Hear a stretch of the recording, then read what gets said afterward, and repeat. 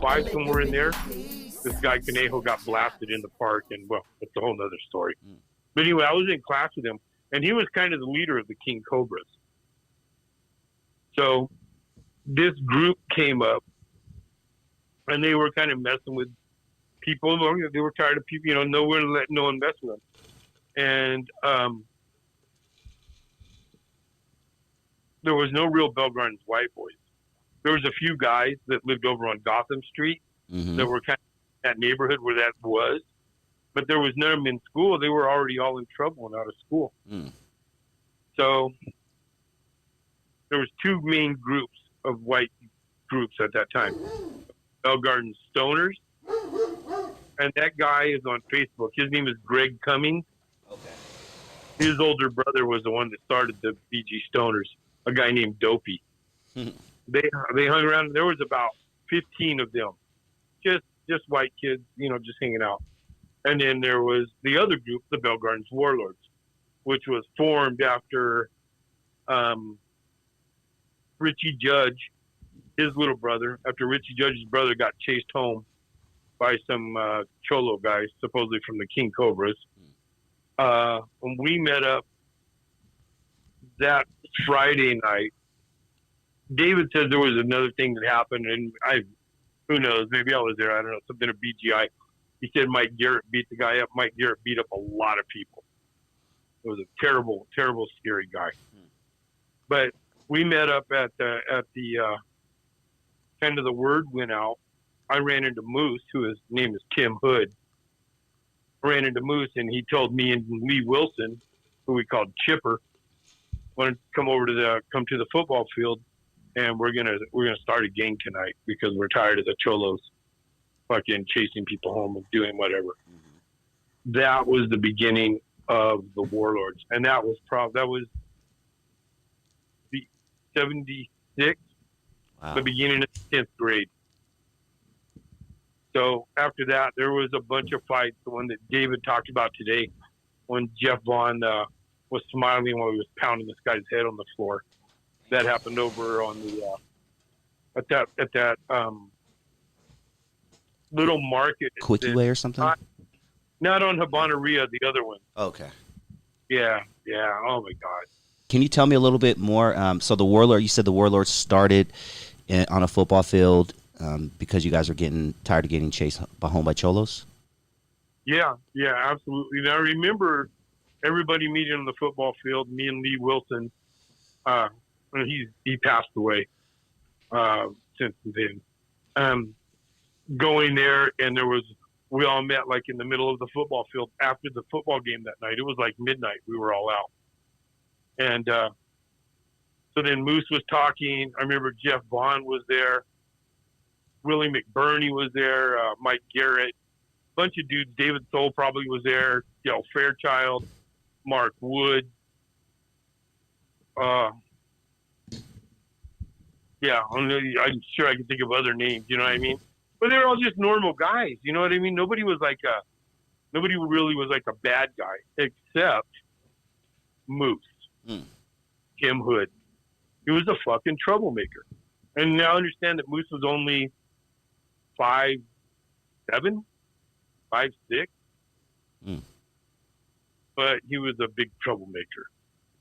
So, but everybody else was just kind of a normal guy, was kind of trying to figure out how we were going to deal with this. Like you always hear about people want to, our kids end up in a gang life because they don't feel that they have support, right? You hear that all the time, right? Yep. That's the exact thing that happened. Everybody alone was alone, but here's a group. So if you're alone and you run into the group, what happens? It's not good, So, let me ask you, can you tell us a little bit more? You mentioned the Marlow Park Army. Marlow Park. All right. So I lived at 5510 Loveland. Probably in, 70. I graduated in 79. I lived on Toller.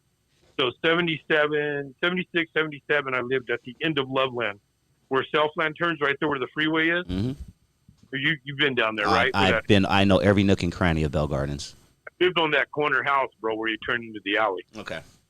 Yeah. So Marlow Park Army was Asa York, Tony Carasetto, a guy named Cardis. Can't remember Cardis' last name, but they all lived right there. And the Carasettos actually lived directly across from the park. And then Asa's older brother was there. There was probably 7, 8 of those guys that were just close knit friends. You know what I mean? Mm-hmm. But when everybody started clicking up and started calling themselves names, well, they were the Marlow Park Army. And they actually, there was a incident that happened where they had ran into the house down the street, kicked the doors in, and it threw some people out of their house. I wasn't actually there for that, but I had heard that story several times. Wow, you know, where it was basically a cholo and a Bell Gardens person, because they understand everybody was mixed. It wasn't all white people. Mm-hmm. You know what I mean? Like Asa York was Hawaiian, and some of the guys that hung around with it, like I said, like Alex Corona was actually was a Mexican guy, but he ran a two-colored gang. Interesting. It's crazy because Bell Gardens, the way you're describing it, this is a silly analogy, but it reminds me of The Warriors, the movie The Warriors, where everybody has their own little section, and big or small, they're all sticking together and trying to protect their own little piece. Yeah, exactly. Wow. And where you said, so I saw someone said the Ford Park Posse, right? Yes. Okay. Well, when I was there, which was the 5 or 7 years before when these guys were talking about, it was the Ford Park Boyz, because the Boyz Back in Town song. Oh, okay. The Boyz Back in Town. Yep. So wow. Ford Park Boyz, and we always played football. We played against them. Warlords played against Ford Park, and sometimes the King Cobras would come out. We actually had a football game with the King Cobras that went disastrous, but that's another story. But the Ford Park Boyz, that's where Mickey O'Connell first came out of. Okay. And he's a youngster. Kirk Kahana, who's Brad Kahana's older brother. The Peñas, Bernard Peña, Oscar Peña. You know the Peñas, right? They live over there, that little welding shop on... no, I can't say that I do, to be honest. It's right down on Eastern, and it's catty-cornered. It's not where not where Fort Park is. It's the next one up. Not by Pioneer Chicken. Garfield? Not Garfield. Yeah, but the next light back down, bro. Okay, I know exactly where you are. Yep, okay, I got you. I know where you are. Okay. There's a Super A, kind of by the Super A-ish around there. Yeah, 1 block back. Right, gotcha. Okay. There's a little market right there, and those guys, because they all lived there, that was actually the Ford Park Boys that started. Okay. Later on, Mondo, I think Armando, the little brother, after I was out, actually got his face slashed at Ford Park playing basketball. That's probably when I was in the Navy. So I left in 79. And after 79, the whole game changed. You know what I mean? There started a lot more shootings. The Bell Gardens Locos kind of, I think all the white gangs kind of left. Mm-hmm. And, and then Bell Gardens Locos was basically left with the town. Damn. Junior Mob. I didn't really know who those guys were. Bell Gardens Playboys. I used to see all those tagging names, but I never knew who none of those were. In the 80s after I got out of the military. Because I still moved back to Bell Gardens for a few years. Okay. After I got out.